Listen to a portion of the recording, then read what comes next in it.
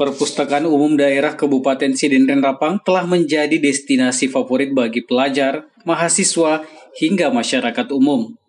Berlokasi di Jalan Walter Mongesidi Pangkajene Sidenreng, tempat itu dinilai ideal untuk belajar dan berdiskusi. Koleksi literatur, internet gratis, dan ruangan yang nyaman menjadi magnet bagi pengunjung. Tak pelak saat ini tercatat tidak kurang dari 100 orang datang setiap hari. Kepala Dinas Perpustakaan dan Kearsipan Kabupaten Sidrap, Ahmad Dola menyebut, perpustakaan diminati pelajar, mahasiswa dan masyarakat umum untuk membaca literasi hingga diskusi dengan tema tertentu. Juga terkadang ada pengajar dan dosen lebih senang memberikan mata pelajaran dan mata kuliah di perpustakaan dengan alasan suasananya yang nyaman. Fasilitas yang ada di Perpustakaan Umum Daerah Kabupaten Sidenren Rapang masih memiliki keterbatasan, namun pihaknya berupaya untuk mengembangkan perpustakaan. Perpustakaan Umum Daerah Kabupaten Sidrap akan bertransformasi menjadi perpustakaan berbasis inklusi sosial yang berkomitmen memberikan layanan lebih dari sekedar sirkulasi dan referensi. Juga akan memberikan layanan internet, juga pelatihan-pelatihan yang akan dilakukan kerjasama dengan Balai Diklat, terutama Balai Diklat Industri, yang diharapkan hal ini membawa manfaat besar bagi masyarakat di Kabupaten Sidenren Rapang. Jadi sejak tahun 2022, Kabupaten Sidrap mendapat alokasi anggaran pembangunan gedung layanan perpustakaan daerah ini. Tujuannya adalah bahwa pemerintah menyiapkan layanan pustaka ke perpustakaan dengan harapan bahwa segala permasalahan yang ada di masyarakat, apakah terkait ekonomi, hukum, sosial, semua kita siapkan di perpustakaan ini literasinya. Seperti yang sekarang ini lagi programnya Perpustakaan Nasional itu ada namanya program perpustakaan transformasi perpustakaan berbasis inklusi sosial. Tujuannya adalah pemberdayaan masyarakat dengan keberadaan perpustakaan. Makanya program utama perpustakaan Kabupaten Sidrap ini melalui Dinas Perpustakaan dan Kearsipan, pertama kita siapkan layanan di gedung perpustakaan ini dengan berbagai literasi. Terus yang kedua, kita aktif juga lakukan perpustakaan keliling dalam rangka pembinaan ke perpustakaan desa, perpustakaan sekolah. Harapan kita bahwa dengan adanya kegiatan perpustakaan ini, permasalahan atau kendala yang ada di masyarakat melalui pemberdayaan masyarakat dengan menyiapkan literasi sehingga permasalahan yang ada di masyarakat bisa tertangani. Seperti itulah sebenarnya harapan dan tujuan dari transformasi perpustakaan berbasis inklusi sosial. Artinya perpustakaan ini bukan hanya menjadi tempat dokumen literasi atau buku-buku tua, tetapi ke depan ini perpustakaan bisa bertransformasi menjadi tempat dalam rangka pemberdayaan masyarakat, menyiapkan literasi dengan menjawab atau permasalahan-permasalahan yang ada di masyarakat.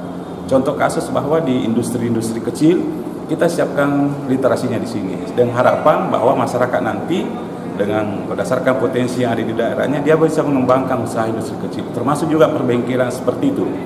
Di samping itu perlu saya sampaikan bahwa perpustakaan ini dalam rangka peningkatan SDM sangat konsen pemerintah daerah menyiapkan literasi.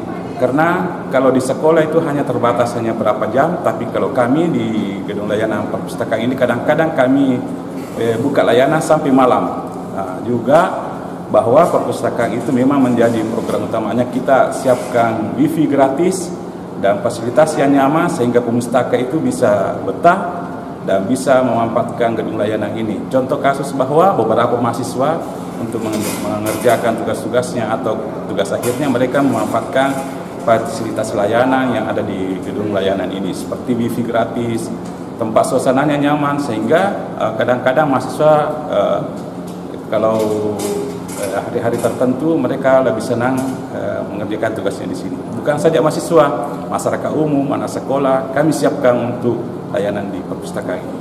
Untuk tahun 2024 ini, di samping memang sudah ada aplikasinya, jadi kami setiap ada pemustaka datang ke kami, ke gedung layanan ini, mereka harapkan bisa mengakses.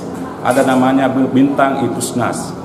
di aplikasi Bintang Ipusnas ini semua buku-buku yang ada di Perpustakaan Nasional ada disiapkan secara online di Ipusnas. Di samping itu, untuk literasi mata pelajaran perkuliahan mahasiswa ada di Bintang Pusnas namanya. Ada 2, Ipusnas dan Bintang Ipusnas. Terus yang kedua, tahun 2024 ini mudah-mudahan kami sudah ke Jakarta kemarin minta difasilitasi untuk bantuan pojok baca digital. Jadi di pojok baca digital ini, kalau umpamanya ada pemustaka yang agak kurang serak dengan membaca literasi yang manual, bisa dia memanfaatkan pojok baca digital nanti secara manual. Tetapi masyarakat umum, masyarakat di luar, mahasiswa atau apa, bisa mengakses literasi atau buku-buku bacaan dilewat tadi di aplikasi Ipusnas untuk secara umum dan Bintang Pusnas untuk mata pelajaran untuk perkuliahan. Kalau jadi gedung layanan ini terbuka untuk semua, gratis, sisa kita fasilitasi mereka untuk menjadi anggota, mendapatkan kartu anggota perpustakaan. Tapi khusus untuk yang layanan ini, dia hanya siapkan emailnya saja dan kode akunnya, mereka bisa akses secara mandiri untuk Ipusnas dan Bintang Pusnas. Jadi banyak teman-teman atau adik-adik mahasiswa yang pernah berkunjung kemari, mereka terbentur mencari literasi untuk penyusunan tugas kuliahnya. Setelah kami arahkan mereka mengakses Ipusnas atau Bintang Pusnas, mereka dapat buku-bukunya di situ.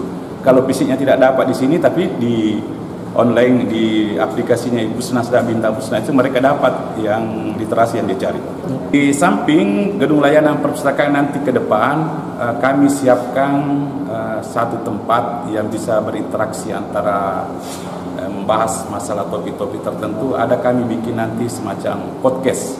Ada lokasi, ada gedung podcast, ruangan di atas itu kita jadikan podcast, nanti kami siapkan bahan-bahannya. Jadi kalau ada teman-teman OPD atau masyarakat yang mau live streaming atau membahas satu tema atau topik, bisa kita undang narasumbernya dan nanti kita undang followersnya, kita bahas melalui podcast. Dan podcast ini kami kedepannya akan menjadikan semacam studio mini, bisa live, bisa bentuk TV lokal atau bisa memanfaatkan layanan atau channel YouTube, sehingga gedung layanan perpustakaan ini ada juga literasi digital bisa kita kembangkan ke depannya, sehingga gedung layanan perpustakaan ini samping itu kami juga siapkan aula. Satu saat pemanya ada kegiatan-kegiatan masyarakat atau PD yang memanfaatkan mencari tempat untuk pertemuan, insya Allah ke depannya kita siapkan di lantai 2 ini semacam aula besar untuk kegiatan-kegiatan itu, termasuk tadi untuk podcastnya. Saya selaku Kepala Dinas Perpustakaan Dakar Sipang mengajak pertama kepada masyarakat umum untuk memanfaatkan gedung layanan yang cukup bagus ini. Di sini tersedia literasi, literatur atau bahan bacaan. Kebetulan tahun 2024 ini kami mendapatkan alokasi dari dana alokasi khusus dari pusat untuk pengadaan bahan bacaan dan penyediaan mobiliernya, sehingga kami berharap nanti gedung layanan perpustakaan ini bisa dimanfaatkan oleh masyarakat. Termasuk juga kepada adik-adik siswa SMP, SMA, SD, kami undang untuk berkunjung ke gedung layanan perpustakaan ini, dan mudah-mudahan tahun 2024 ini kita sedikit demi sedikit lengkapi bahan bacaan atau literasi di perpustakaan ini.